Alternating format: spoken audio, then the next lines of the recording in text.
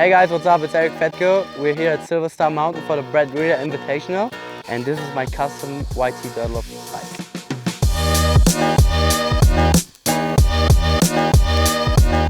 YT absolutely killed it with the paint job.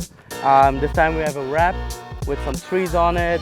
Got the YT logo, got the Fedko print on top. Super hyped on the bike. I got some i9 Industry 9 wheels on it.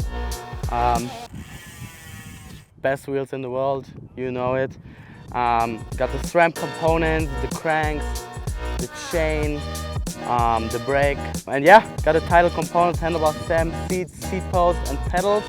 Super stoked on that. They look super clean, as always. And yeah, got the RockShox Pike Dirt Jump fork. Got some ODI grips. Got the Trickster by Trick Stuff to do as many bars and tails as I want. And yeah, this is my bike, and I'm super hyped on it, and can't wait to get on course here at the Rheeder Invitational.